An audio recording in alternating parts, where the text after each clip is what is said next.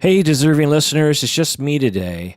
I have a very interesting email from an anonymous patron who is asking about implicit racism and just implicit bias in general, and how this person is struggling with it and wants to change it, and has a lot of really interesting questions. So I just thought I would read the email.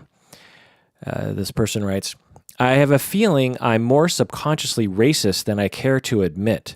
I don't want to be racist. I'd like to say that I stand for equal rights, and I'd like to say that I'm a colorblind American. I know racism has led to painful and significant social consequences, yet I have a very superficial understanding of racism. I grew up in a white neighborhood, but now I go to a diverse college. And I do judge race differently depending on the situation. On campus, I'm fine with various different types of people, but outside of college, I look over my shoulder. Is this racism or is it classism? Either way, it can't be good. I'm uncomfortable about my lack of enlightenment and my privileged laziness.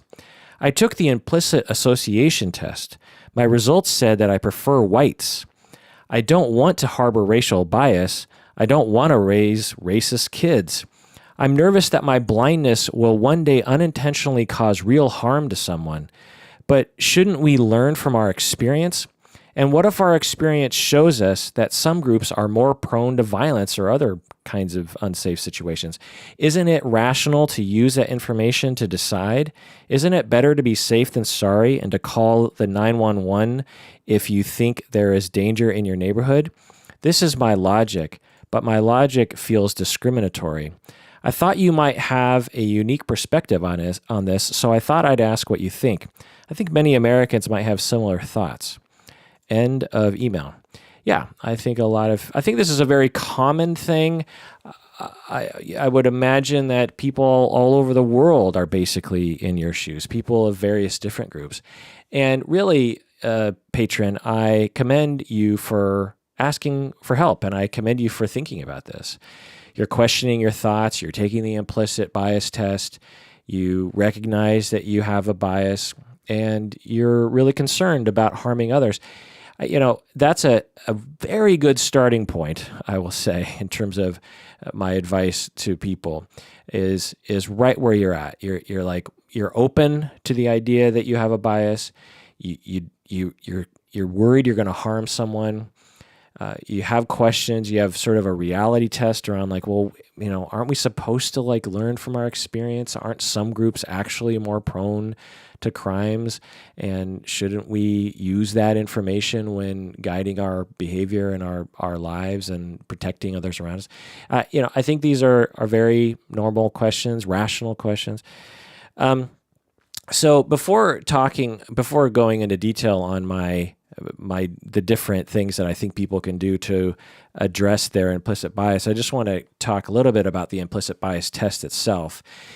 The question is, does it measure a global bias in the individual that takes the test, or does it just measure some small, specific kind of cognitive process that doesn't really apply to the real world? If you haven't taken the implicit bias test, implicit association test, you should go online. Just people at Harvard have developed it, and they have a number of different tests. They have black and white, they have Asian and white, they have sexism and various age and the various different things. And basically, what it does is it's a very simple test, but it puts faces on the screen and then puts words on the screen, and you have to associate very quickly. You have to do it as fast as you can, and it measures your brain's ability to associate certain words with different types of people. And at the end, it tells you that whether, in terms of the speed of your responses, because the idea is that, for example, if you have a bias against black people, and you're supposed to use the same button to associate black people with good words, like honor and good and pleasant and nice, whereas with white faces. So the idea is that if you're faster to associate white faces with good words and slower to associate black faces with good words, then you have a bias towards white people and white faces being good, and a bias that black people mean not good or even bad. And so now, does this? It's an interesting test, and it's anonymous, and it just it's interesting. But the question is, and even the makers of the test will attest to this, is that it doesn't, because so a lot of research has followed up on the implicit association test and said, okay, so let's take a group of people who have a bias against black people.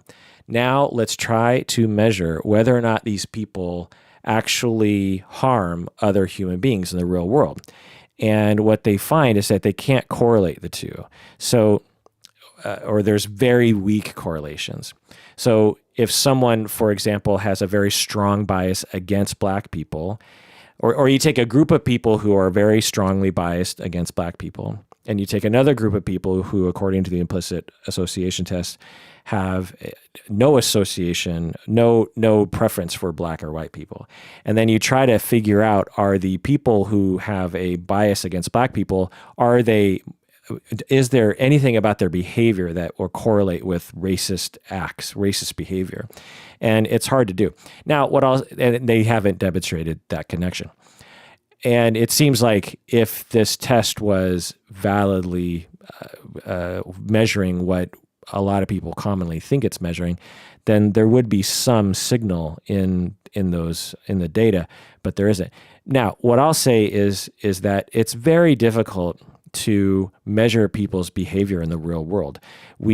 Scientists and psychological social researchers, 99.9% of the time, they just bring people, if they're going to do an experiment, they bring people into the lab, and they have to reduce the like with the implicit association test, where you're doing this kind of weird task where you're trying to associate words real quickly with different things, and it's just too expensive and unethical to have an invisible drone following you around, trying to measure everything that you're doing. And even if we did have that, it would be hard to know exactly what's happening, because racism in most of its forms and behaviors in the United States in particular are very subtle and are hard to quantify and hard to code when you're observing other humans. It's often kind of a vibe we give to people, and the vibe is received by the other person.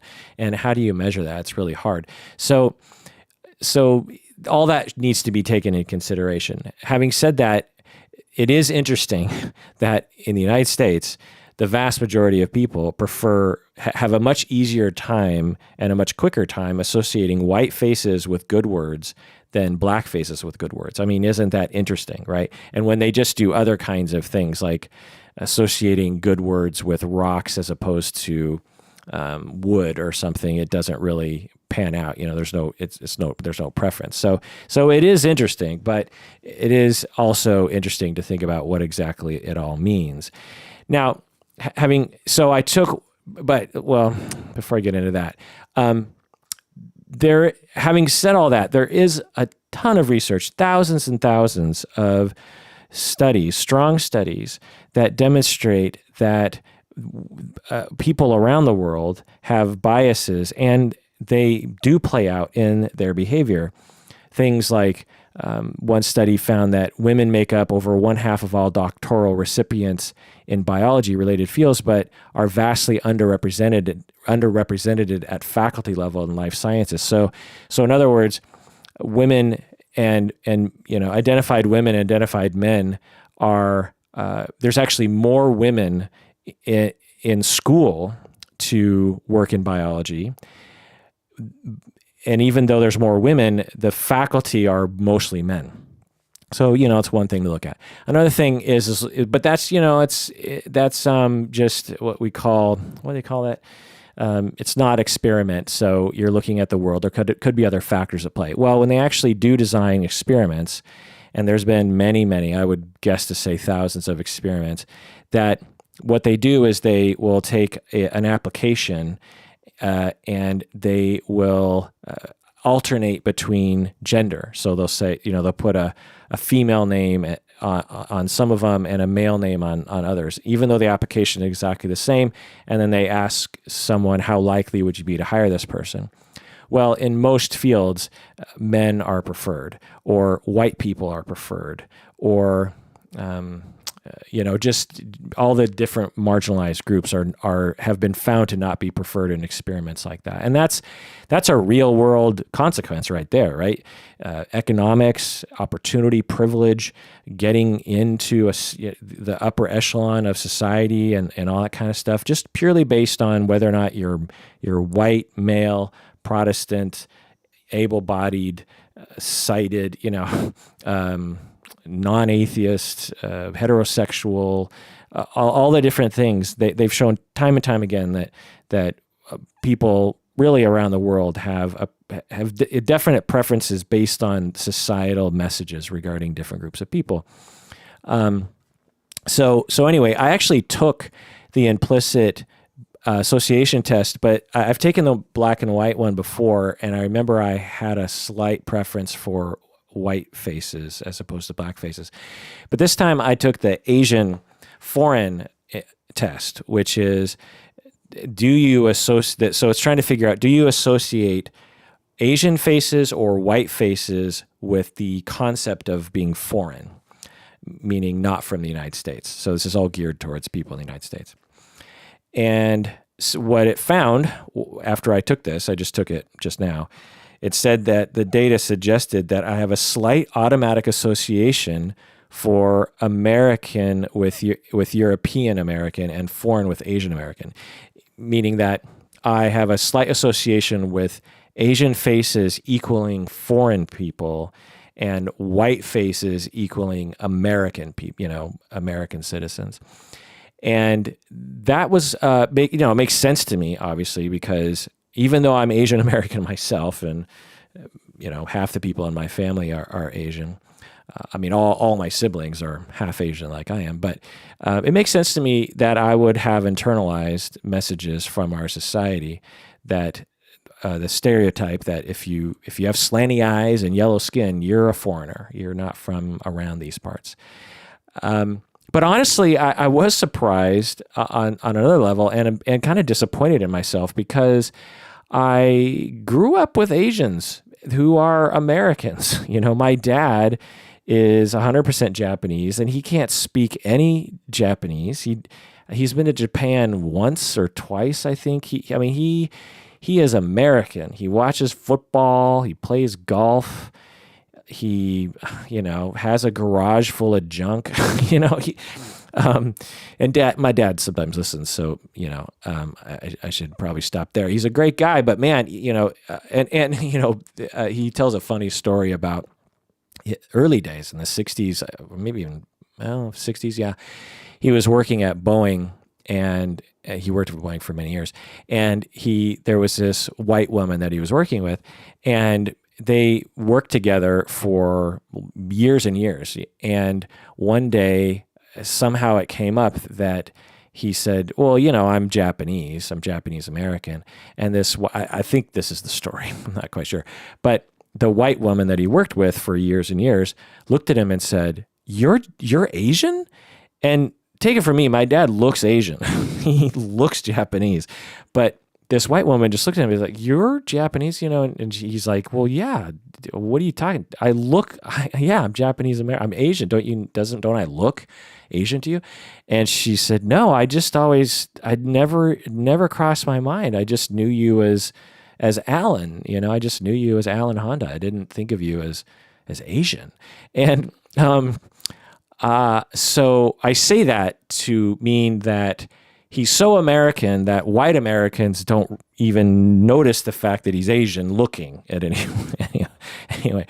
So this is all to say that I'm disappointed in myself that I have a slight association with Asian faces being foreign. It's disappointing, but makes total sense given that I've internalized all the messages of the world into my stupid little mushy wet brain that has resulted in a slight association. Now, there's slight, moderate, and strong association. So I'm glad I don't have a strong association or a moderate association. I'm glad it's just slight association. Now, how did I match up against the rest of the people that have taken this test? Well, 63% actually associate Asian faces with the idea of being foreign, of the people who took the test. People who had no association between Asians or whites being foreign was 19%. And the percentage of people who associated white faces with foreigners was 16%. So about 2/3 of people who take this test associate Asian faces with being foreign, either strongly, moderately, or slightly. Each one is about 20%. So that's a bummer, right? To think that 2/3, and most of the people who take this test, I think, are American, people from the United States. And all those people, Asian people included, like me, associating Asian faces with the notion of being foreign. And now, some of you out there, I know, live in small towns where there aren't a lot of Asians, and you might be thinking like, well, what's wrong with associating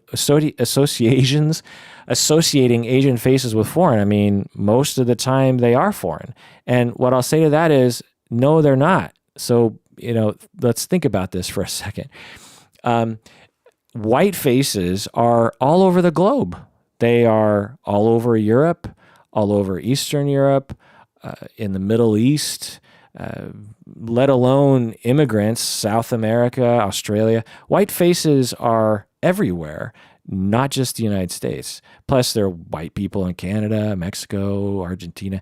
So the notion that white people should not be associated with foreign and Asians should be associated with foreign is interesting. Let's just put it that way. Particularly for someone like me, particularly since I grew up in Seattle where there's tons of Asian Americans. And to be clear, I just want to say that my dad is actually third generation, meaning that my Japanese grandparents were also born in Washington State. So, and I've said this before, it's just a rant I have. The vast majority of people who live in my neighborhood are not born in Seattle. Definitely their parents weren't born in the state, and definitely their grandparents weren't born in the state. So, it doesn't get any more Washingtonian or Seattleite than the Asian side of my family. In fact, my white side of the family, came more recently from outside of Washington, from Kansas, actually. But anyway, so... All right. Now, again, what does this measure? Does this measure that when I'm in the real world, I actually associate Asian people with foreigners and white people with not being foreign? It's hard to know. You would really have to measure that out. It doesn't necessarily do that, but it is measuring something. And it's not a stretch to imagine that due to being programmed by media and society, that I would have a slight bias that Asian faces equal foreigner. It's not a stretch.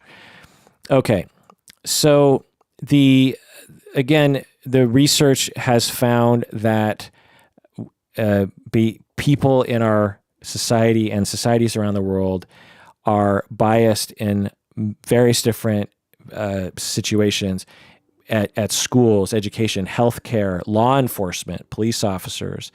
They've done a lot of research on that, like how quick a police officer is to escalate a situation, how quick they are to think a suspect is lying, how quick they are to shoot.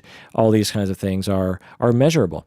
Voting, they'll do experiments and say, this is the profile of this candidate, and then they'll switch out whether or not they're black or white or female or male or whatever, and people show preferences when you measure a group of people.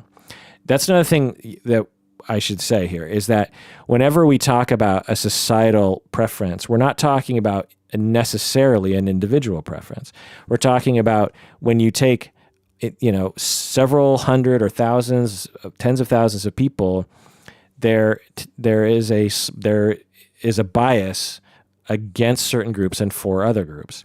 Certainly, there can be people in that sample that they studied that have the opposite preference or have no preference. So it's a global bell curve finding. Hiring is also things they've done experiments around. Okay, so what do you do? How can all of us account for this implicit bias? How can we not harm other people? How can we reprogram our mind? How can we get to the bottom of this so that we can move forward as a society and as individuals, so we're no longer stuck in this historical legacy of ridiculousness? Well, I'm going to explain that after the break. So let's go to a break.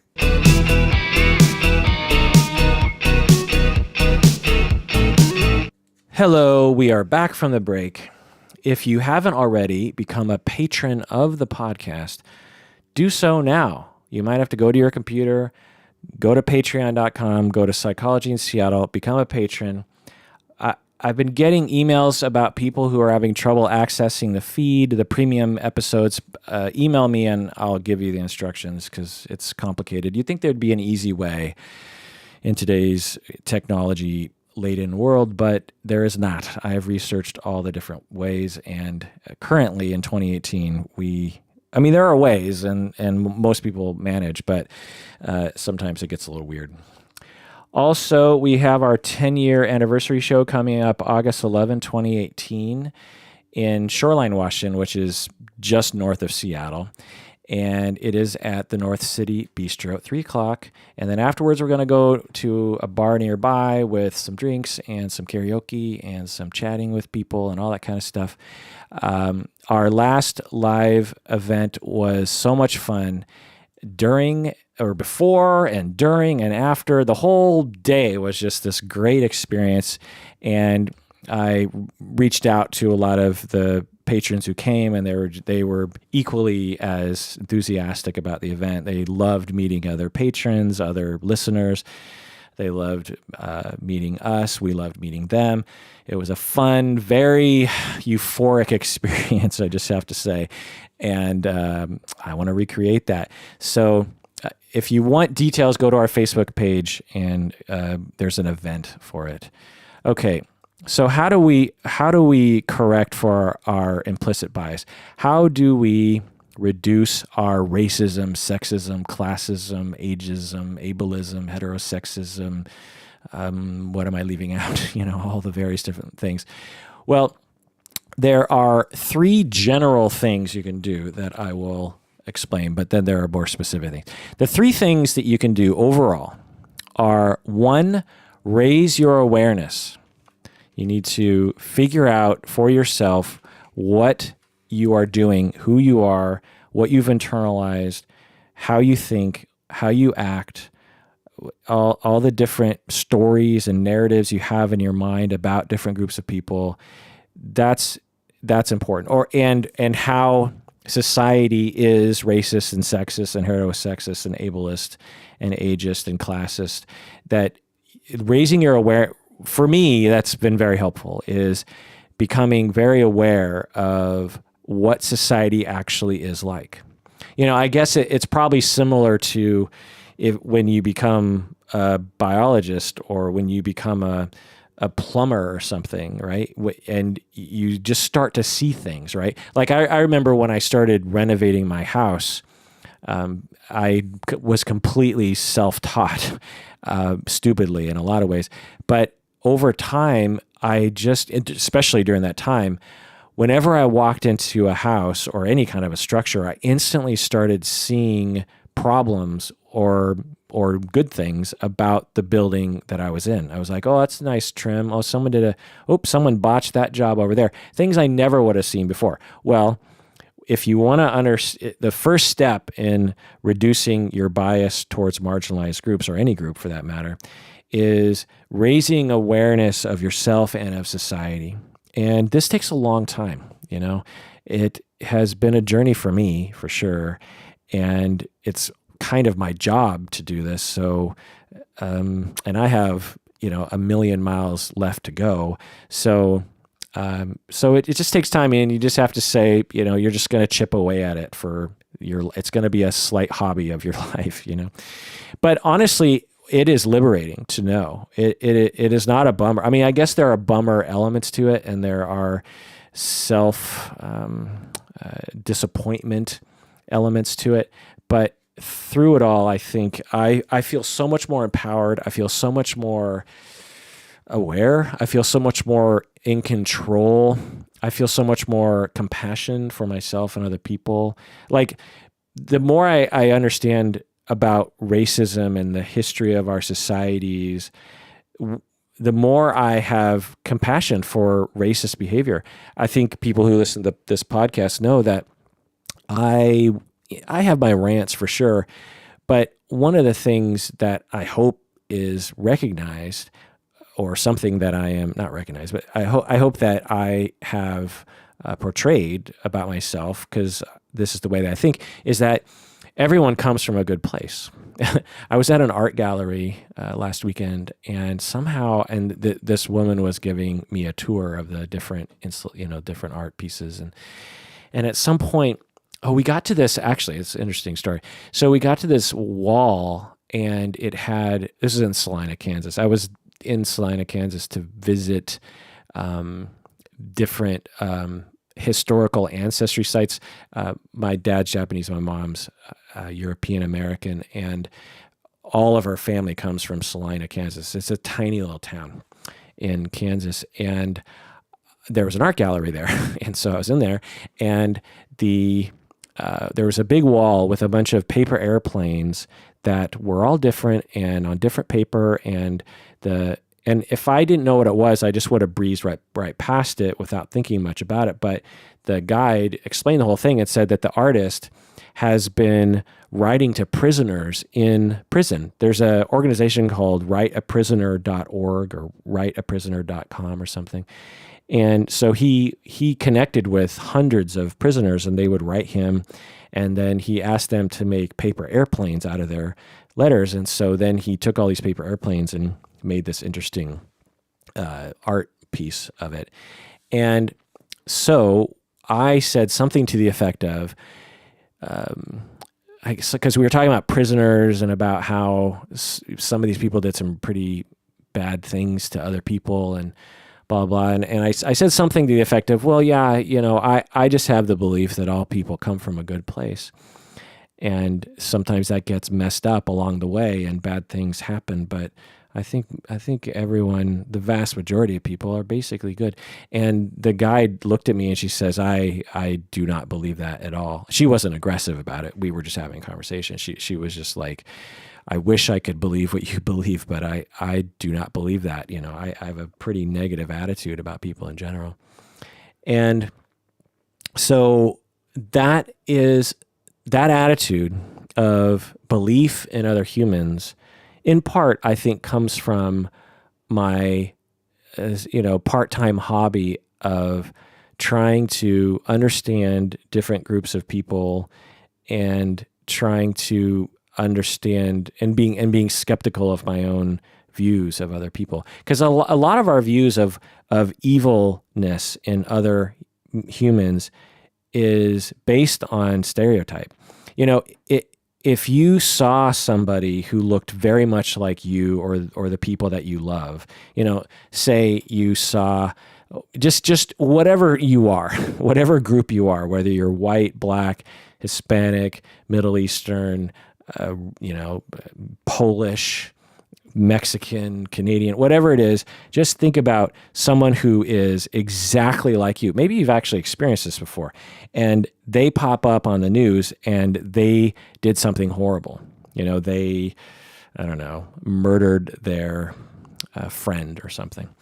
And I can almost guarantee you that if the person seems to be very much like you, they grew up in your neighborhood, they go to your school, or they work at your workplace or something, the more commonalities you have with that person demographically, the more likelihood you are to have some sympathy for that person and say, well, you know, let's look at the circumstances. It's, you know, the person probably, you know, let's be careful, let's not rush to judgment here. You know, maybe it was self-defense, but, you know, whatever. Whereas if the further the person is away from your identity, the more likely it is, and this is just anecdotally, I don't have the research in front of me, that you are to look at that person, me included, as being evil, as that person is evil. You know, take, for example, someone from Pakistan or Uzbekistan or, you know, Lebanon or Syria, and they come to the United States and they, you know, they have their weird clothes and their weird beard and their weird attitudes and their weird talking, and exact same crime. They killed someone at work, or, you know, a spouse or something. And how likely is it that you or me or any of us are going to look at that person, given the benefit of the doubt, be like, well, you know, let's be careful. Let's not judge, you know, let's not rush to judgment. Now, if you are following the steps that I am about to talk about, then you might actually be able to do that because, you know, but automatically or without contemplation and without work, how many of us would give that person the benefit of the doubt? Anyway, so raising awareness is a wonderful thing. Okay, number 2 is reduce the harm of your bias. So this is an active behavior and activity that you engage in to try to reduce the harm. Number 3 is reduce your actual bias. If you get rid of the bias, then you're not going to harm people, right? So raise awareness, and this is basically in order too, and probably in order of difficulty in terms of easy to more difficult. Raising your awareness isn't that hard to do. That's learning. That's watching YouTube videos about sexism or classism or something. That's not all you need to do, but, you know, it's fairly easy to begin that process. You're basically just kind of absorbing things. And the second one is actually trying to reduce the way you harm other people with your bias, which I'll get into in a second. That's a little bit more difficult, but still kind of attainable in a quick, you know, amount of time. The third one, though, actually reducing your bias is going to be rough, which I'll get into as well, and probably realistically can never be totally done because of all the messages we've internalized. But imagine if I went on it. So with the implicit association test that I took that demonstrated that I have a slight association with Asian faces and being foreign, what if I could actually get rid of that implicit bias? Wouldn't that be interesting, right? Okay. So what do you do? Number 1, again, awareness. You think about things a little bit more. You notice what you think. You notice your automatic thoughts. You watch your behavior. Being aware is the first step. Number 2 is be humble, like the Kendrick Lamar song. You gotta know that your brain has been programmed. One of the things that whenever I get into arguments with people about racism or sexism or something, I find that people who I'm arguing with, they haven't yet accepted the fact that they might have a bias. I remember I was just yelling at this police officer. He was off duty. He was a friend of a friend, and just a piece of work. Let's just put it that way. And this conversation started out civil, but after 45 minutes, it got ugly. And I was just laying into him. And in the beginning of the argument, it just became very clear to me that he's a white guy in a rural part of Washington State. So let's just, what's the chance that someone from rural Washington State has absolutely no bias about race or gender or something. You know, what's the chance? It's ridiculous. It's ridiculous. So now, again, one individual maybe, but in my world, for someone to say I'm not racist is just a silly thing to say. It'd be like saying I'm a unicorn and I can fly, or I can jump higher than a 2-story building. You know, it's like, no, you can't. In the same way, if someone said, I'm not racist, I'm not sexist, I'm not classist, everyone in my world would be like, that's silly. That doesn't make any sense. No one is not racist. No one is not classist. You know, it's just, unless you grew up in some total experimental, chamber in which they completely cut you off from everyone in society, and you grew up like a bubble person or something. There's just no way. So anyway, so he was saying to me, that this police officer was saying to me, I'm not racist. I don't know what you're talking about. I don't have any thoughts. It doesn't affect my behavior. Now, do I believe that he hopes that he's not racist? And do I believe that he hopes he doesn't do racist acts? Yeah. Is it possible that in his behavior, he has managed to treat people, quote unquote, equally? It's possible. But the notion that a white guy from rural Washington has no racist bias, race bias or gender bias or anything bias is, it's just dumb. And so that's the second step here, is you have to be humble. You have to say to yourself, I am not the master of my domain, as they said on Seinfeld. I am not a god. I am not objective. I am not Spock. I have this squishy, gelatinous mess between my ears that manages to function most of the time, but God knows what's up there. And I don't know what's up there. And maybe a lot of weird shit's up there. I don't know. That's humility, is I don't know, probably some bad things in there. It doesn't make me a bad person, though. I don't have to be a black and white thinker. I can think that I'm a mostly good person. I mean, that's how I feel about myself. I believe that I'm a mostly good person, and I have some bad qualities, some extremely unfortunate qualities about myself.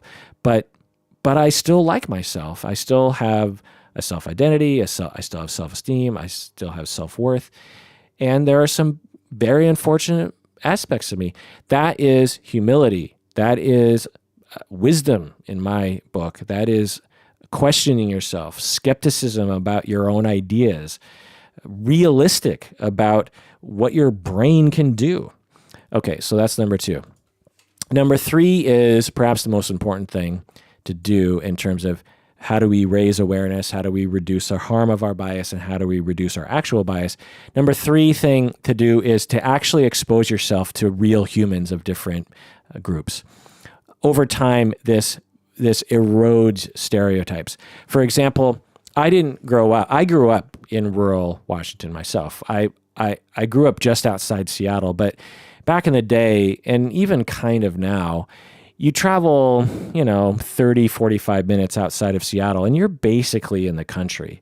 And that's where I grew up. I grew up 25 minutes out of Seattle, and it's particularly in the 70s, extremely rural. Now it's all fancy and stuff, but it was rural back then. And I didn't know a single black person. I didn't know any Asians other than my family. It was all white people for the most part. So, I mean, there were, 1 or 2 people of color. But anyway, so I have a bias, and I grew up with all that. And so what I did in my adult life, and even in my teen years, I said to myself, I need to be around different groups of people because I just need that. I feel like that's an important thing to be doing. I need to hang out with other Asians. There was a time when because growing up, there were the very few Asians that were around. I would absolutely make friends with them. There was one Asian guy, Vietnamese guy, that I grew up with. That, of course, we were good friends because we were two of the only Asians around. Anyway, but so other things I did was I traveled to the South. I went to Memphis and Kansas City and New Orleans and places, Nolens or whatever, Louisville. These places, compared to Seattle, have way more black people. And I felt it. I remember entering Kansas City and just the vibe of the black communities was so different than the black communities in Seattle. Seattle is a very liberal town. There are a lot of efforts to be non-racist, but there is a problem with actual diversity. It is traditionally and now an extremely white area. And it actually makes recruiting people of color to our university a problem because it's like there's not enough people of color in our city. So we have troubles with that. But anyway, I remember entering. So when I would see groups of black people in Seattle in general, they were existing in this vast sea of whiteness, And so when you go into Memphis, when you go into Kansas City, when you go into New Orleans, and you go into the black neighborhoods, I instantly felt like, man, the black communities here are diverse in and among themselves. Each black neighborhood has different aspects to it, and there are black billboards with black radio hosts and black TV shows and black news anchors. There's just so much more African American life, and it's so much more normalized than it is in Seattle. And I definitely felt that. And so traveling to those cities, I really, part of the time I would spend just really trying to absorb the vibe of it all, and what did that mean about the community of black people in Seattle, and what did that mean about me and my ideas, and what sort of biases are living in these black communities in Memphis? How is that affecting the way I see black people? Because when you grow up in Seattle, when you grow up in any town that doesn't have a lot of people of color, you just end up sort of adopting stereotypes that the media has or society has. And I had done that, particularly probably with black people. And traveling and spending time in black communities, slowly those stereotypes would go away. So you have to expose yourself to actual human beings, which I think is the best way. Now, how do you do this exactly? Because I find that, there's like, well, I remember when I was getting my graduate degree in the mid-90s that there was this suggestion about you have to go out into the community. I think most people are just like, well, what does that mean? Where do I go? I'll just walk down a street that has people of color? Like, I don't get it. Well, yeah, it's hard. I don't know. Try to meet people. Maybe watch movies that have groups of people that you wouldn't watch normally. Try, what's that new show? Handmaid's Tale. As a man, I think at least the way that show is being marketed, it's not appealing to me more than other shows that I've been dying to watch. And I know people out there wanting me to watch that show because they want me to talk about it. And I totally respect people's opinions. But I have limited time. I probably watch TV, I don't know, half hour a day or something. And sometimes I just want to watch It's Always Sunny in Philadelphia or Arrested Development or something. And eventually I'll get around to it. But that's an example of like, well, if I was a woman, I would probably be more attracted to that show the way that's being marketed, right? And I'd be more excited about watching it. Orange is the New Black is another thing. I mean, the demographics of that show, I'm just guessing, are mostly women watchers. You know what I mean? Now, just guessing. I watched it. I'm a dude, and I liked it. But anyway, my point is that for me, maybe that's an opportunity for me to understand and get to know a group outside of me, which happens to be women. So to watch that show. So, there's various different things you can do. YouTube, but you got to be careful because most movies and TV shows exhibit stereotype and continue to program you in a bad way. So you have to be very careful. So maybe that's another thing you do, actually, I wasn't thinking about, is like, become good at detecting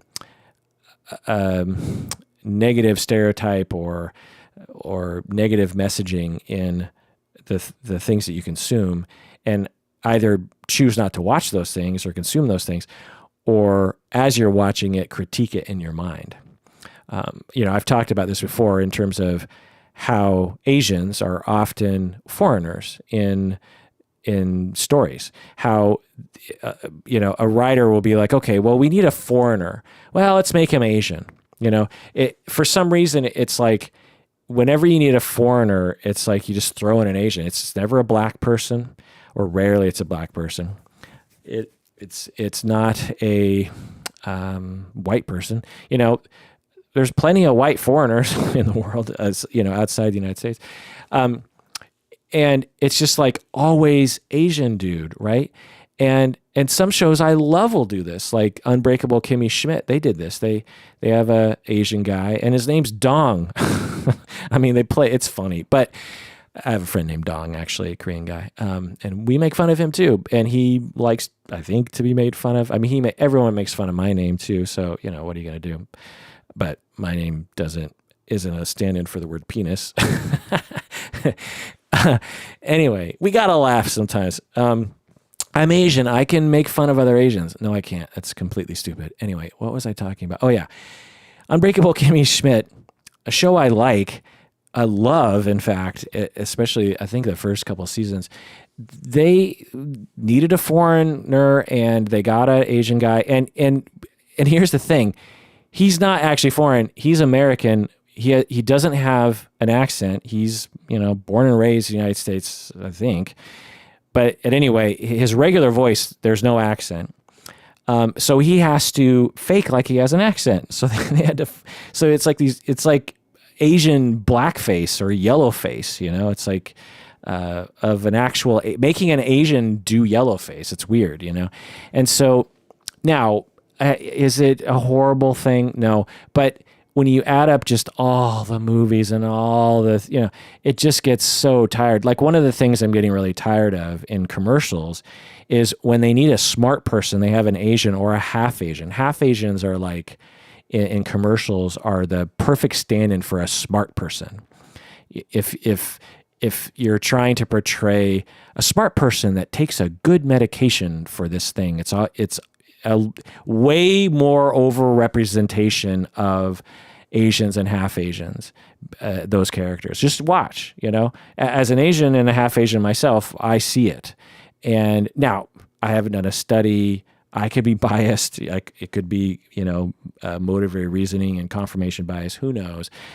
But my point is that just try to understand these things, and so try to expose yourself to groups of real humans by either traveling or meeting new friends or reaching out to people at work or watching YouTube videos that don't have negative stereotypes, blah, blah. Okay. Number 4, sorry. So number 1, awareness. Number 2, be humble. Number 3, expose yourself to real humans. And number 4 is challenge your stereotypes. You really got to attack them. For example, when you see an older person and you have some automatic thoughts about that person, attack those thoughts. You see an older person, you just think, they're out of touch. They're, I don't know, whatever sort of stereotype about older people. Like they don't know how to use their phone, or they have or older people have a bias against younger people, or older people aren't as competent. They don't have as much energy. They don't have sex anymore. Whatever stereotype you have, when you notice those, when you're aware of them, attack it. Say, no, I'm not going to do that. I did this. I went through a phase, I think 20 years ago, where I noticed that when I would walk down the street of Seattle and I saw a black person walking down the street, I would sort of focus on them. I would see them sort of as an anomaly or something. I'd be like, oh, a black person, what does that mean? It was so quick. It was like probably a hundredth of a second of just a bing, just black person. And now, of course, consciously, I don't have any thoughts one way or the other about anybody on the street. But I noticed I had this tiny little voice in my head of just like, well, keep an eye on that person. You know what I mean? We don't know what that person's up to. Why? Because I've been programmed by billions of messages that black people are criminals and dangerous. It's awful. It's a terrible society that we live in. My God. And so I set out in that time, 20 years ago, for, I don't know, I probably did it for 5 or 10 years, that when I saw a black person in my head and I had that little ding, that little alert that went off in my head, I attacked it and I said, no, it's stupid. Stop it. I would shame myself, kind of just be like, stop thinking that. That's dumb. You're dumb, Kirk. Stop thinking that. That's the humility part of it. It's okay. Now, I'm not shaming the whole Kirk. I'm just shaming that little part of it and just like, no, it's wrong. Another example is, that we believe that all Trump supporters are racists, right? We have people of various different political bents that listen to the show. According to the survey, most of you are liberal.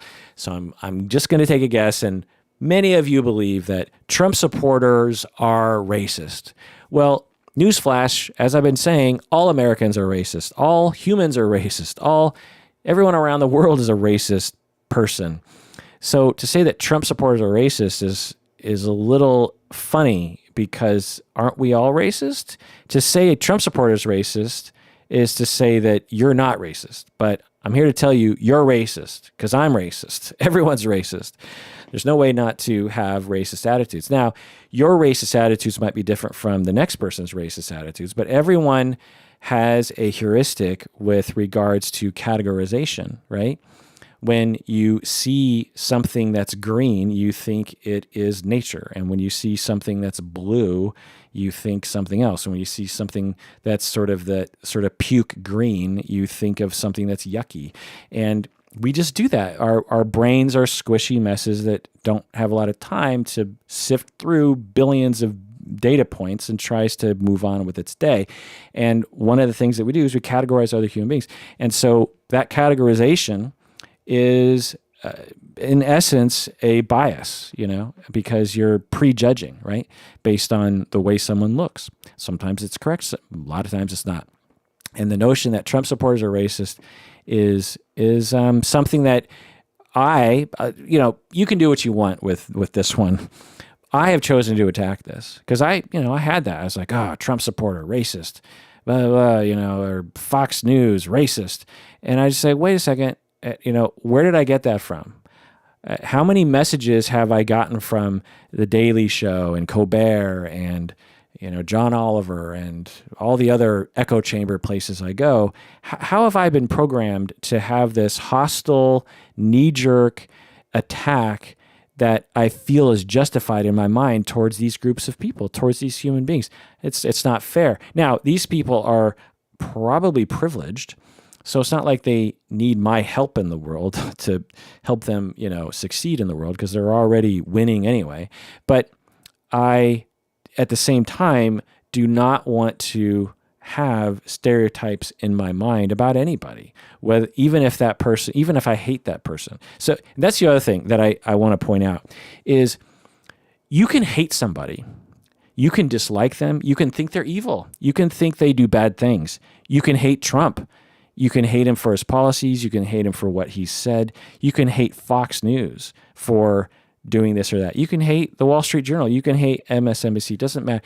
You can have opinions about news. You can have opinions about politicians. You can have opinions about different figures on TV. That's all just good life, I guess, or normal, rational sort of, brain stuff. But at the same time, that doesn't justify stereotyping other human beings.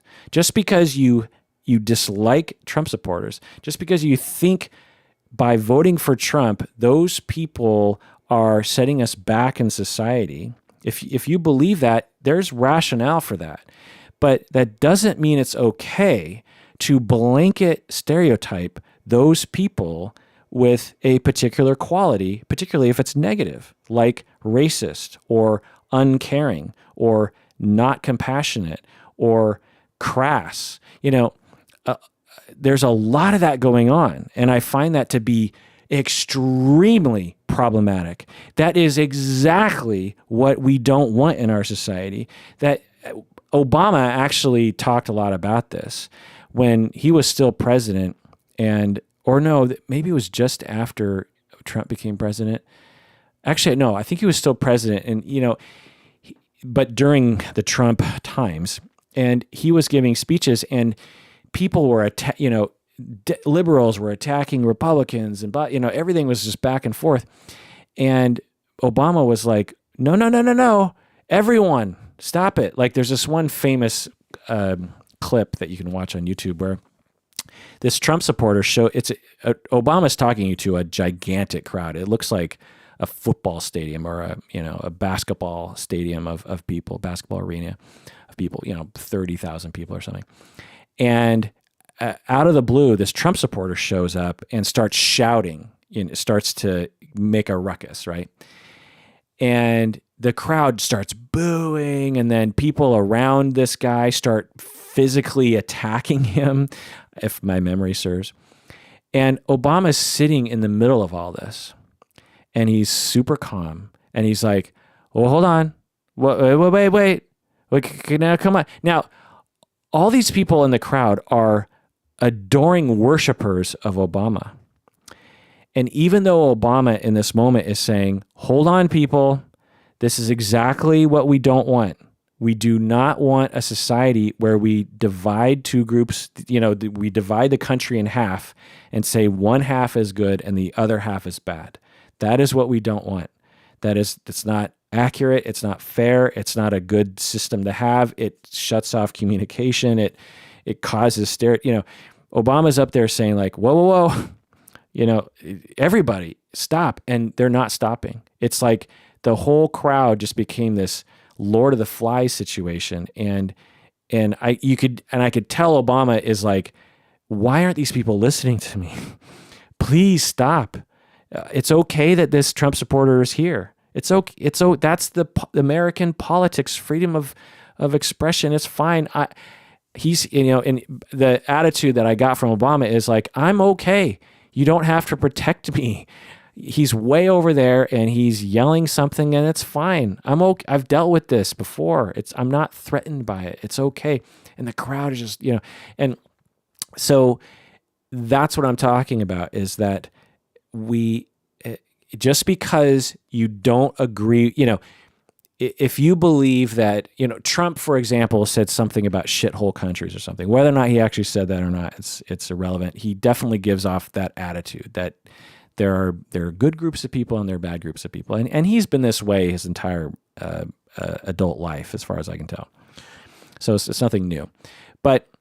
And I am not surprised that he would say such a thing. I mean, it's something that people say all the time. I would venture to say that even liberal Americans at least have an attitude about Haiti being a quote-unquote shithole country. It doesn't surprise me at all that Trump would either say that or have an attitude around that. It's such a common that's the first thing I thought when I heard about that. That's another thing of like breaking down, be humble, trying to understand my brain process. So the first, when I heard about the shithole, countries comment, if you don't know, in a meeting behind closed doors with a bunch of people, reportedly Trump said that why do the shithole countries send their bad people to us or something like this? So he's labeling certain countries shithole countries. And of course that plays into the narrative of at least one side of the country, and then that got caught wind, and other people have come forward who were in the meeting saying like, he never said that.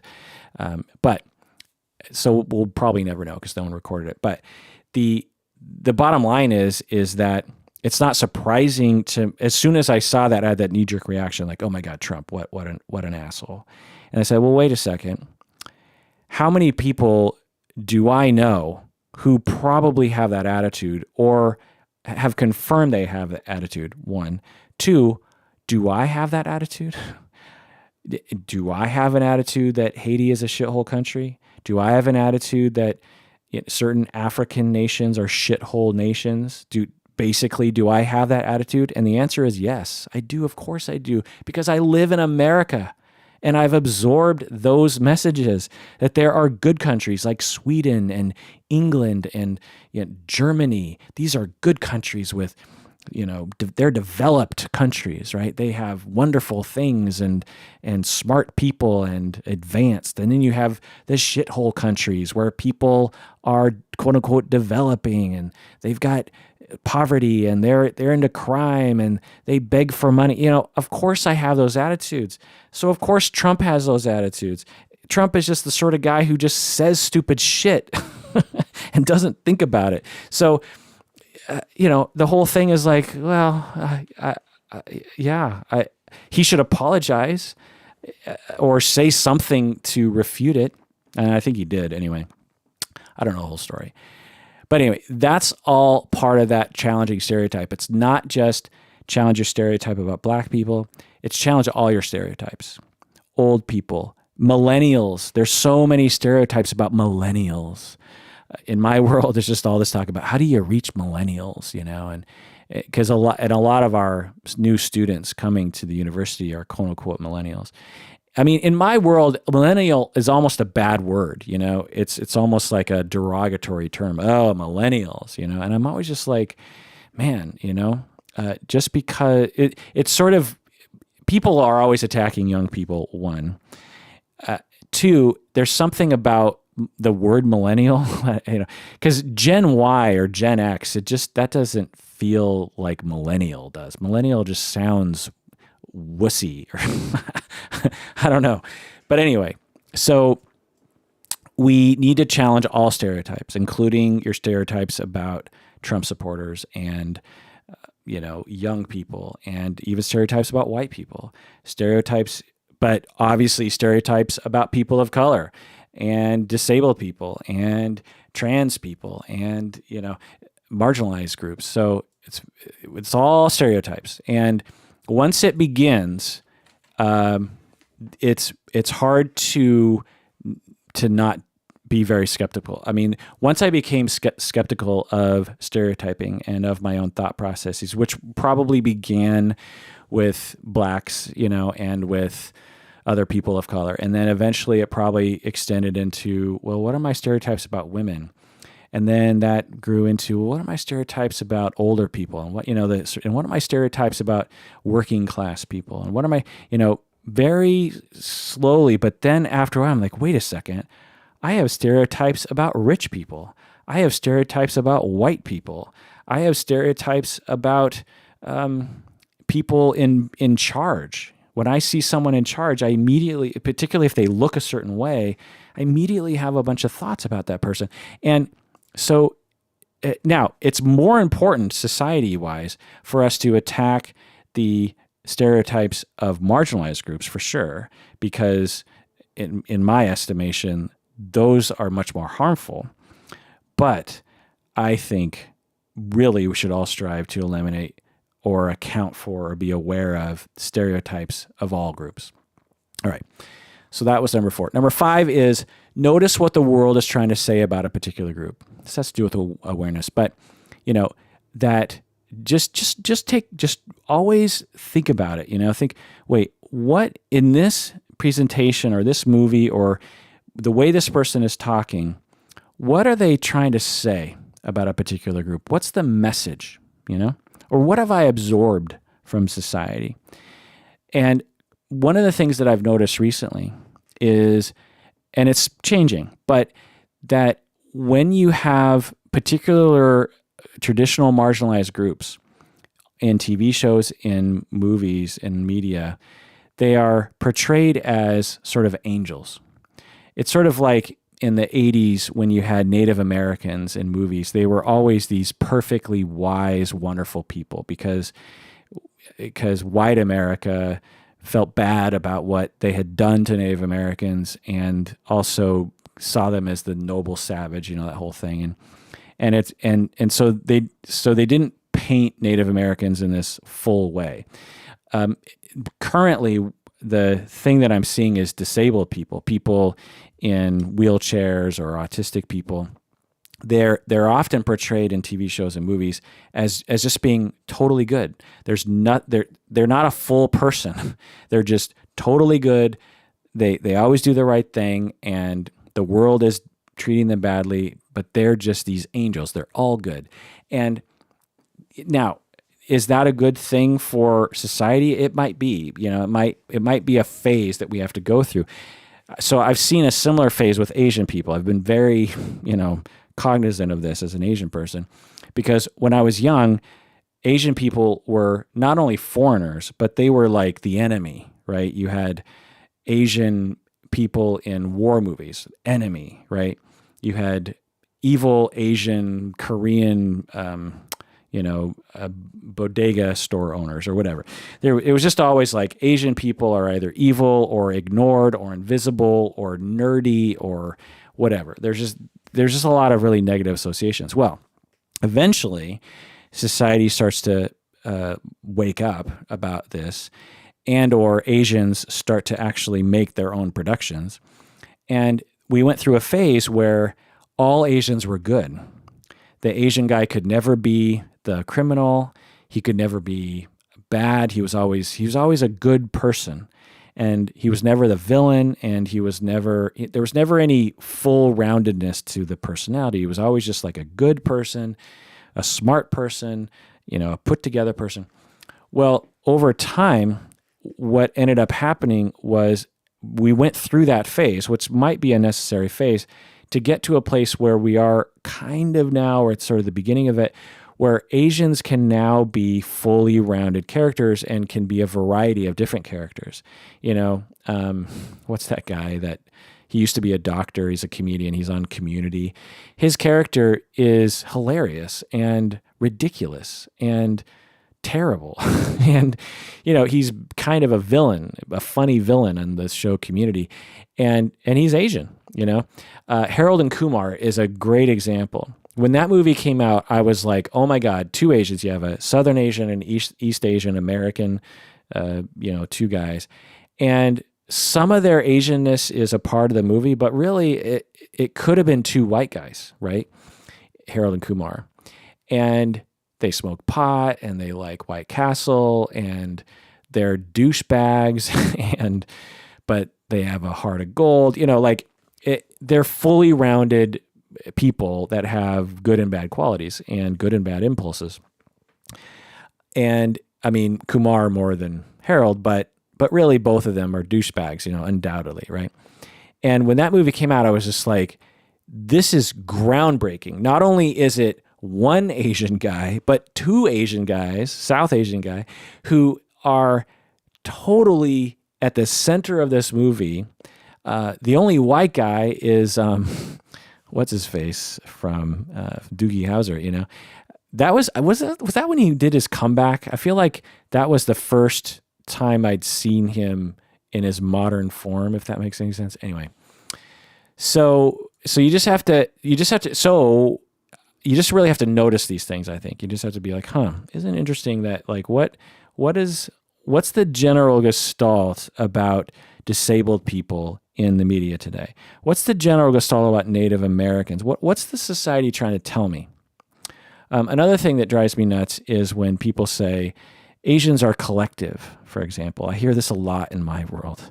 And, people will they'll take a culture class and they'll walk away with this notion like, ooh, Asians are collective. And collectivist is the term, right? They're collectivist culture. And I was just laugh at it because their notion of collectivism or something is that all Asians are collectivist and therefore think as a group as opposed to individualistically, which is the way Americans think. And I just laugh at it because I think, one, what does Asian mean? We're talking about more than half of the world's population. We're talking about something like 4 billion people live in what we call Asian of the Asian cultures, China, Japan, Philippines, India, Pakistan. I mean, we're talking billions upon billions of people. And the notion that all of them are quote unquote collectivists, one is so dumb. Because take it from me, I know Japanese people that are so individualistic. It is not even funny. Narcissistic, individualistic. They don't care about anybody, and they're, because there's millions of Japanese people, and the notion that they're all collectivists is silly. Now, when you think about overall traditions and overall cultures, yeah, there's something to say. But imagine if someone in Japan was like, everyone in the United States is individualistic. They don't think about anyone but themselves, something like that. And you'd be like, well, wait, I'm not that way. Well, so the notion that Asians are collectivists is just silly. And or that all of them, or that, half of the world's population can be reduced to that word or something. It's just silly. So that's just, that's a message that I get in my world. And if I wasn't careful, I would just parrot that. I would just be like, Asians are collectivistic, and that's it. And without being skeptical and just being like, well, wait a second, what's going on there? Does that make any sense? What's possibly wrong with that message that I'm getting? Okay. Number 6 is take it easy on others when they make a mistake, and take it easy on yourself when you make a mistake. It's okay. We make mistakes. I make mistakes. Other people make mistakes. For example, I was in Canada. I think I've told this story before. I was in Canada and I was at an Airbnb situation, and there were the owners of the house. I was chatting with them, and they're looking at me and they're like, "Oh, so where are you from? Where are you from? And I don't know. That's what they said.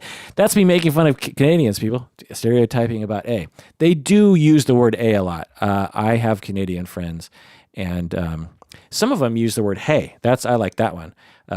Where you from? Hey, I like that. It has a little bit more of a kind of a punch to it. You want to go to Tim Hortons? Hey, no, that doesn't make any sense. Anyway. In a episode about not stereotyping, I just still like stereotyping people, and that's awful. Awful! Just not good. Okay, stop it. All right. So I'm in Canada, and I'm in an Airbnb, and I start chatting with the people, and I'm in rural. I think I'm near Banff, the park, and it's pretty rural, pretty remote up there. And I end up talking to the owners of the house, and we're chatting, blah blah, and they're like, "Oh, where are you from?" And I'm like, "Oh, Seattle," and they're like, "Oh, no, what? Where are you from?" And I'm like, "Oh, I get it. They see that I'm not white. Okay, I'll play along. Oh, well, yeah, I'm Japanese American," and they'll say, "Oh, okay," and they start talking. We have an Asian friend too, a Chinese lady. She lives down the street, and oh, she is such a nice woman. I can tell now they're trying to tokenize and prove to me that they're not racist, or that they're cool with Asians or something in it. So I'm like, oh, okay, that's fine. Whatever. I could think of worse things that I could be dealing with right now. They're trying, and we're in rural Canada, so I'll forgive them on this this annoyance. But anyway, so they're doing that, and then one of them turns to me and they start talking about this woman. She's like, oh, she had a sponsor and she got into the, country, blah, blah. And I hear the word sponsor and I'm like, I wonder I have no idea. What are they talking about? Is that some Canadian thing? Anyway. And then one of them turns to me and says, so who's your sponsor? And I did this real quick kind of, because I was confused at the question, who is my sponsor? Who's my sponsor? I mean, what does that mean? It's like I had no idea what this person was saying. And okay, sponsor. And then at some point it occurred to me, oh, they think I'm from Japan, and that the only reason why I'm allowed to be in America and Canada is because a white person has, quote unquote, sponsored me to be here. And I have never heard of this. Maybe it's out there. I don't know. But in this person's world, which is either real or not real, in order for a foreigner to get into the country for a bit, they needed to have a sponsor. And so it just occurred to me like, oh my God, one, I'm half Japanese. Two, what? I'm fourth generation Japanese. My ancestors came here probably before your ancestors came to Canada. And three, like, have you never heard of an Asian American? Has it never crossed your mind that an Asian person could be born in this land? Is it that foreign? I mean, when you see a black person, are you like, what African nation are you from? You know, it's just, it'd be like looking at a white person and saying like, where were you born in Europe? You know, it's so, you know, and so that went through my head. But what I did was, in my head, it was hurtful and it bothered me and I got angry, but outwardly I didn't do anything because I knew they weren't trying to be dicks. They weren't on the street, you know, calling me a chink or something, or you know, a Chinaman, or yellow face or whatever, gook. They were trying to have a conversation and they're ignorant as hell. And that's where it came from. And yeah, they need to stop that. But in that interaction, I just didn't think it was worth doing anything about it, really. Honestly, so what happened actually is I just kind of stared blankly, like, because I was confused. And then I figured it out. I was like, oh. And then this other person chimed in and she's like, no. Because the other person, there's three people. One of them was aware enough, or at least aware of my facial expression enough to know that I wasn't actually foreign born. And the other person's like, no, you know, there are some people are born, some, you know, they didn't know what to say. But anyway, okay. So take it easy on each other, because when we are hostile about these kinds of things, we end up basically shutting down opportunities for people to learn, and we isolate people, we silence people. When people make mistakes, try to give them the benefit of the doubt, and gently, if possible, explain to them why it bothers you in a polite, empathetic way. We've all been there. All of us are racist, and all of us have made gaffes. All of us have done racist and sexist and classist and ableist and ageist things. We've all done them, and we've all made mistakes. We've said things. We've willingly crossed the line at times, and to be hostile towards another person when we've been there ourselves is just, I don't know. It's a little weird. I find that our society today is such that people are jumping down people's throats, you know, instead of just trying to listen and being polite. I really don't think there's anything wrong with being polite. People will say, well, sometimes you got to get pissed off. Yeah, absolutely. There are times when you picket, you get to the streets, but all the, you know, all caps tweets and the yelling at each other and the internal hostility towards other human beings, I don't think it's helping. And I think it's actually giving all of us things that we don't want. You could be argued that Trump is president because of all that back and forth. He capitalized on it. I don't think he cares about a wall. I think he just knows that gets people going. I mean, there was nothing more divisive than the wall idea, right? And there are Republicans who would rather have had a different president. You know, they'd rather have a Rand Paul or a, you know, Cruz or someone. And certainly Democrats don't want Trump as president. And so I don't think Republicans or Democrats want all of the hostility. I think we can all benefit, Republicans and Democrats alike, by trying to be polite.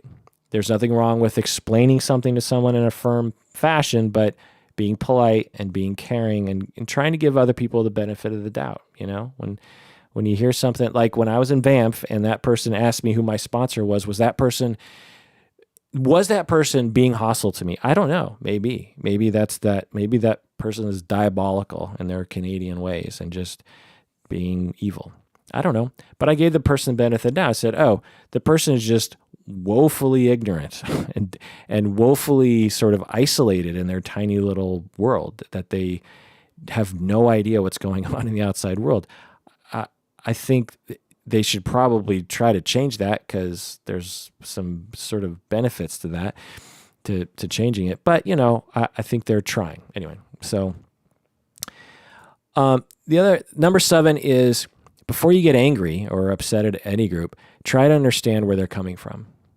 We did an episode about Evergreen State College a while back with Michael Drain, and I didn't have a popular point of view, and my point of view was that the students at Evergreen, many of you don't even know about the story, but essentially, I'll just tell you the path I had to Evergreen State College briefly, because this episode's going on too long. But when the Evergreen State College thing happened, and if you know about it, you know about it. If you don't, you don't. But suffice to say that there were a bunch of young millennial college students at this local college university in my neighborhood, in my neck of the woods, and these students were protesting in a way that the vast majority of Americans disagreed with. They were being violent. They were being sort of indiscriminately hostile towards just anyone, it seemed. And when I first saw this, I was judgmental of those kids. I thought, like, what's wrong with them? And at the time, I was a program director, right? I was in charge of a university program. I'm not anymore. But I was in charge of a program, and this sort of stuff terrified me as a program director. I thought, because Antioch is sort of a sister college to Evergreen, and I envisioned myself, because these students were physically attacking professors, not much, but kind of, and at the very least being extremely hostile, not listening.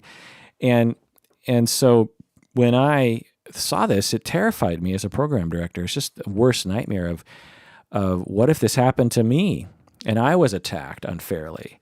I could absolutely imagine something like that happening. And so at first, my first knee-jerk reaction was, these kids are ridiculous, and they need to grow up, and they need to point their anger towards better targets than the people they're pointing their anger towards, and all the thoughts that every other American apparently had. But then I checked myself, and I said, wait a second, this is a different group of people than me. They're younger. They're students at a college. A lot of them are people of color. A lot of them are African American looking. A lot of them, who knows? But the idea is that they're a different group than me. I can feel it. Okay, so that raises my spidey sense around, am I playing into a stereotype right now? What's the stereotype about young college kids? Well, they're stupid, they're entitled, they're spoiled, they're millennials, they're narcissistic. All they want to do is be on Facebook and Snapchat and Insta and, all those thoughts. And I thought, okay, so what's happening here? And then the next thing I did was I said, I probably have no idea what's happening on that campus. I'm only seeing clips on the internet. So God knows what's really happening, okay? And the other thing I said was, I have no idea where these kids are coming from. I'm only seeing what the media is wanting me to see, which is, playing into a narrative that liberal, Seattle University runs amok or something. And I said, okay, so I will reserve judgment. And then I thought, okay, what? And then the next thing I did was I tried to understand maybe where they're coming from. And so I said, okay, where are they coming from? Why would they be that angry? What? And of course, I have no idea because I'm watching stuff on the internet. But I tried to imagine what they were upset about, and after a while, I actually came to some conclusions around like, well, they've probably been dealing with a lot of oppression imposed on them for a long time. They've probably observed a lot of really horrible things in their lifetime on different marginalized groups their entire life. Trans people are treated like crap in our society. Gays and lesbians are, in general, particularly before, treated terribly, killed sometimes. There are people who kill trans people just because they're trans. I mean, what? So that will get you angry. And you will get upset, and when that is threatened, you might go on the attack because you've just been dealing with so many things. And so I said, oh, I wonder if that's where it's coming from. I wonder if it's just like the last straw. And I wonder if it's like they feel like no more. We're not going to allow this sort of thing to happen so close to home. It can happen in Washington, D.C., but it can't happen on this campus. And so we are going to fight it. And all of our rage throughout our life is going to come out. And I can empathize with that. When someone asks me, like I was in Salina, for example, and I talk about this sometimes. When I'm in Seattle and people ask me for my name, I'll go Kirk Honda, and they'll be like, oh, okay. And when I was a kid, there would be a joke, but later in life, there's so many Asians that there's no jokes anymore in Seattle, or very few. I go to Salina, Kansas, small town Kansas. I say my name, instantly it's a joke. Oh, Honda. So do you own the business? And even if it was a name like Ford or Bentley or something, it would bother me also, because it's like, okay, I'm 47. What's the chance you're the first person to say that joke? What? Just take a guess, like how many times someone has said that. Okay. But it also is sort of a foreignizing of me, of like, oh, weird name, that's a weird name. It's not like Smith or Johnson or Mackenzie, these better names, these more normal names. You have a weird name. You must be from another country. It's just a tiny little issue. But again, after the 1,000th time it happens, it's just death by 1,000 cuts. And I have a real bad attitude about it now. Now I try to restrain myself, but anyway, so maybe that's why the Evergreen State people did what they did. I don't know. That's the point. So when I see that, I just say like, I don't know. What's the media trying to pump into me?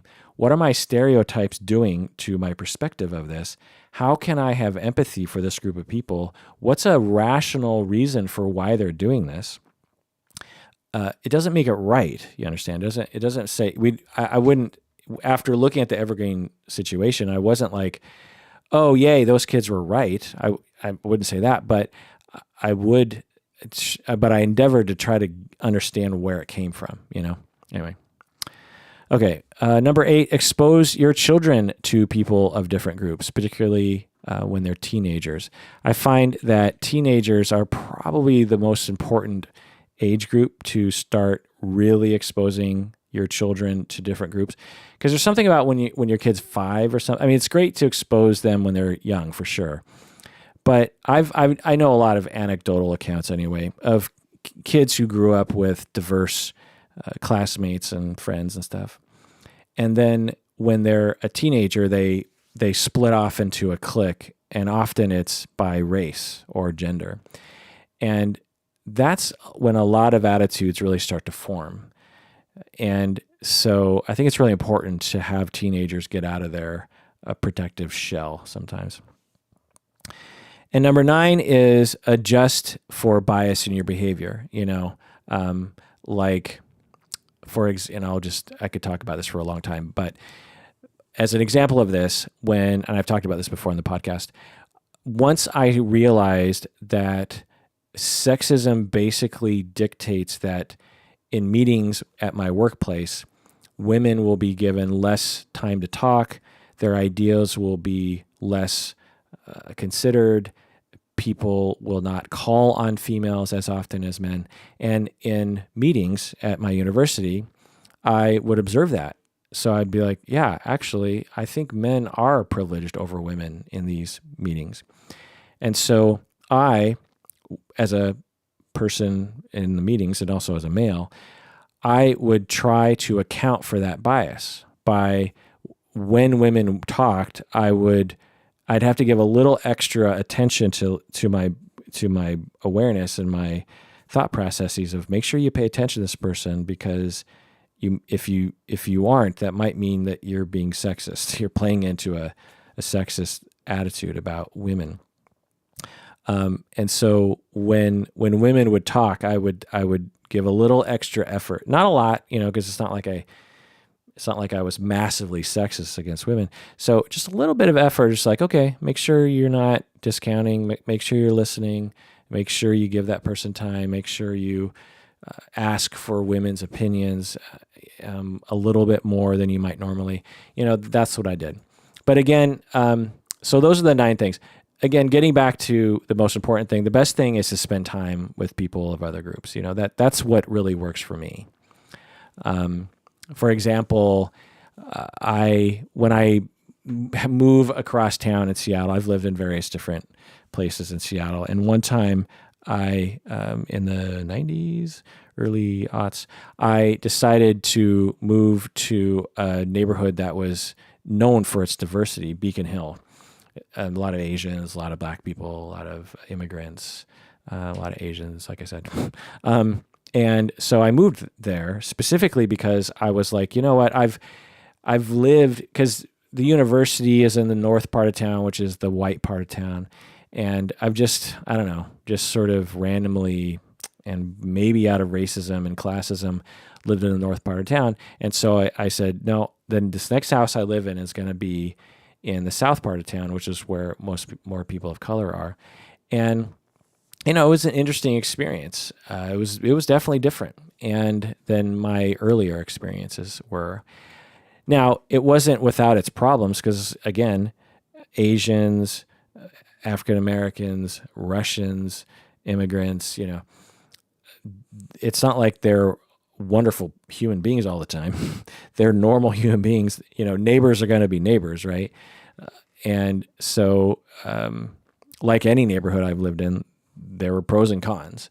And so, but what it did for me personally, what it did was I just became more comfortable around people of color. It just felt more normal to me to be in a neighborhood of mostly non-white people, Okay, so just to review: awareness, be humble, be around actual humans of different groups, challenge your stereotypes, notice what the world is trying to say about a particular group, take it easy on others, take it easy on yourself when people make mistakes.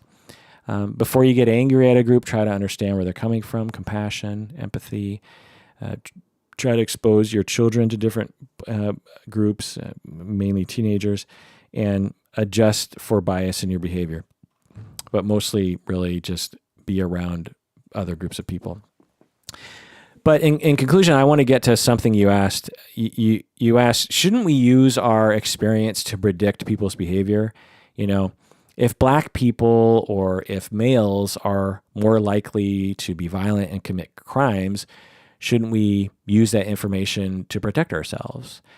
This is a very complicated question. And the way I'll answer it is sort of a modified yes.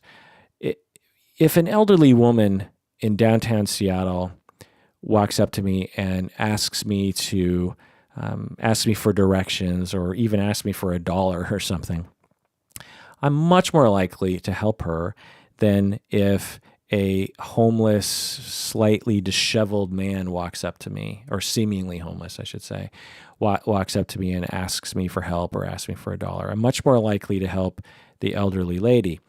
That's prejudice. That's profiling. That's ageist in a reverse way or something. It's wrong in a way. But at the same time, I've been accosted physically, but mostly verbally, by enough disheveled men downtown Seattle to know that one of the best things both of us can do is if I just don't interact with them, because they're sometimes trying to scam me for something. It doesn't happen a lot, but it happens sometimes. Particularly, I used to live downtown. It happened to me frequently. Whereas how many elderly white women did that to me downtown Seattle. None. You know what I mean? So is it okay, so to speak, for me to do that? I don't know. But I think that those situations are pretty rare when sort of racial profiling or age profiling or ethnicity, these kinds of situations are pretty rare. The vast majority of our interactions with other humans exist outside of those kind of specific situations. The vast majority of our interactions, most of us, are at work or at the Starbucks or when we're dating others or when we're making friends or we're at a meeting or we're teaching a class or we're a student in a class or we're in a group project or we're online to communicate with other people. Like the vast majority of our interactions aren't as discrete or aren't as specific to examples like when someone approaches me on the street when I'm downtown Seattle, or when, like another example might be if you are on the road and you're really upset at someone else on the road, are you more likely to flip off someone who looks nice as opposed to flipping off someone who looks like they might have a gun? Their profile, they're in a big truck, they have a cowboy hat on. Are you prejudging that person as a gun owner? Is that okay? I don't know. I think probably it's okay, but we always have to just be careful about how we're using these shortcuts. And the vast majority of our interactions with people, the shortcuts are actually harming us. So that's what I'll say about that. If you have any opinions, let me know. You can email me at contact@psychologyinseattle.com. Again, become a patron of the podcast. Go to patreon.com. Come to our live show, August 11, 2018. I really, last time we had a live show, we didn't have enough room, and people had to be turned away. I had some trouble actually finding a good venue for this second live show, and I think it's about the same capacity. So I'm worried that we'll run out of room. But on the other hand, there's only a handful of people who have confirmed they're coming on the Facebook page. So it'll run the gamut, I suppose. We'll either have 5 people there, including my parents, or we will be too full. I guess we'll just have to wait and see. But I do have a plan that if too many people come, we will figure out some way to include everybody. The reason why people were turned away at the last show was because someone was working the door that was not really connected with me. It was someone connected with the university. And she